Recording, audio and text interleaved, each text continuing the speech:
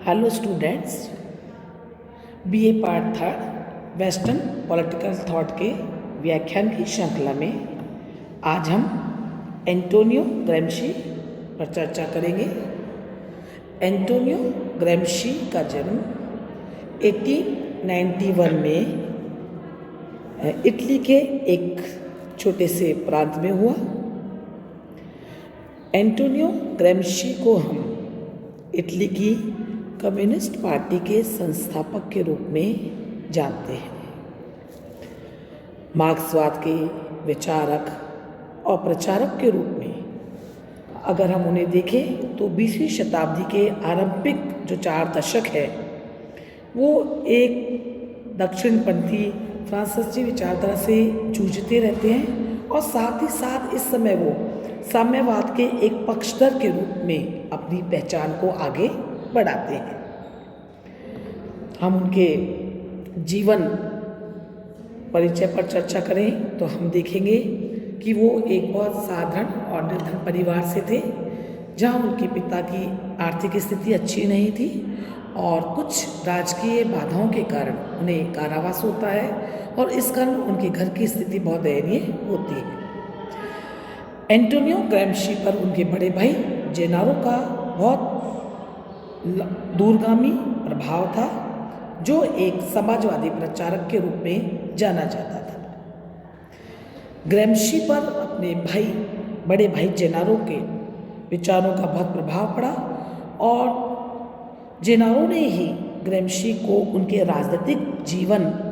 के बारे में शिक्षा दीक्षा दी। उनकी पुस्तक पर या उनके लेखों पर अगर हम चर्चा करें तो उनकी एक प्रसिद्ध पुस्तक प्रिजन नोटबुक्स के नाम से उसे जाना जाता है, जो उन्होंने आजीवन जब उनको कारावास हुआ था उस दौरान उन्होंने अपने इस पुस्तक को लिखा। ये उनकी जो पुस्तक है वो ग्रैम्शी की विचारधारा या उनका जो भी लेखन था, जो थ्योरेटिकली जो उन्होंने लिखा है, उसका एक दस्तावेज हमको प्रस्तुत होता है। अपनी इस पुस्तक प्रिजन नोटबुक्स में ग्रैम्शी ने सर्वहारा वर्ग और जो उस समय इटली का जो इंटेलेक्चुअल समुदाय है उसके पारस्परिक संबंधों को विस्तार से विश्लेषित किया है। अगर हम उनके प्रारंभिक जीवन पर जब देखते हैं कि किस प्रकार से वो साम्यवादी विचारधारा की तरफ टिल्ट हुए हैं और किस तरह से वो मार्क्स के सर्वहारा वर्ग या सर्वहारा वर्ग की तानाशाही और पूंजीपति वर्ग का जो उनका अंदर जो एक विचारधारा का प्रस्फुटन हो रहा है वो कब हो रहा है, तो हम ये देखते हैं कि उस समय इटली में जो उनका जन्म स्थान है वहाँ पे साम्राज्यवादी शक्तियों के कारण अच्छा वातावरण नहीं है। इससे उनके मन में एक सामाजिक परिवर्तन की लालसा जन्म लेती है, जो आगे बढ़कर के धीरे धीरे एक साम्यवादी विचारक, एक साम्यवादी विश्लेषक के रूप में उनकी रुचि जागृत होती है।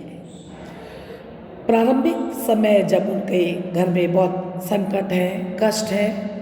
वो इस समय तैयार नहीं है कि वो अपनी किसी भी प्रकार की राजनीतिक विचारधारा को आगे बढ़ा सके, तो वे 1911 में तुरिन यूनिवर्सिटी में उन्होंने एडमिशन लिया और इसी यूनिवर्सिटी में ग्रैम्शी समाजवादी विचारधारा से बहुत प्रभावित हुए और बहुत ज़्यादा उससे अटैच भी होने लगे। 1913 में ग्रैम्शी ने इटालियन सोशलिस्ट पार्टी की सदस्यता ग्रहण कर ली और एक सोशलिस्ट यूथ ग्रुप के रूप में, उसके मेंबर के रूप में उन्होंने अपनी राजनीतिक गतिविधियों में यहाँ वो धीरे धीरे पार्टिसिपेट करने लगे।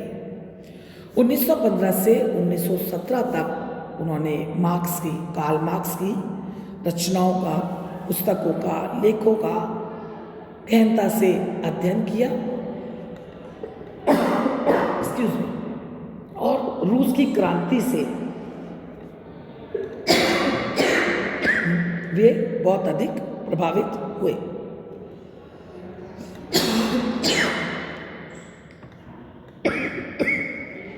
1917 में उन्होंने जो ट्यूरिन जो उनकी यूनिवर्सिटी है उसकी सोशलिस्ट पार्टी का नेता चुन लिया गया और यहाँ पर उनकी सक्रिय राजनीति का जो एक्टिव पार्टिसिपेशन है वो प्रारंभ हो जाता है। उसके पश्चात ग्रैम्शी इटली में सोशलिज्म की जो क्रांति है या जो साम्यवादी क्रांति है उसको सफल बनाने के लिए श्रमिकों में क्रांतिकारी चेतना का सूत्रपात करते हैं, उन्हें एक होने के लिए उनका आह्वान करते हैं, क्योंकि यहाँ ग्रैम्शी अब तक क्लियर हो चुके थे कि विश्व के सभी मजदूरों के कष्टों का प्रमुख कारण पूंजीवादी व्यवस्था है और सर्वहारा वर्ग की तानाशाही के द्वारा ही इसका उन्मूलन किया जा सकता है। इटली में मजदूरों के उद्धार के लिए, मजदूरों को एकत्रित करने के लिए उन्होंने मजदूर परिषदों के निर्माण पर जोर दिया ताकि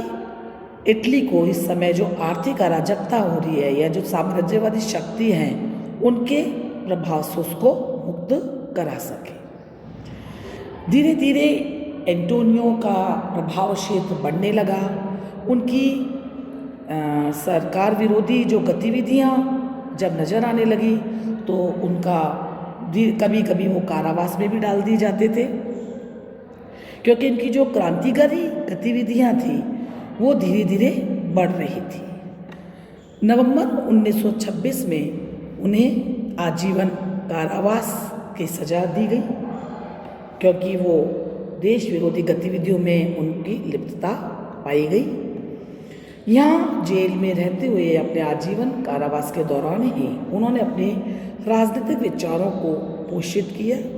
और उनके जो अधिकतर विचार हैं वो अपनी प्रमुख रचना,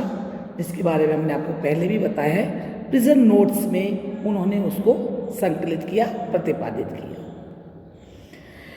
यहीं पे रहते हुए 1937 में ब्रेन हेमरेज के कारण उनकी डेथ हो गई। लेकिन हम उनके जो एक जीवन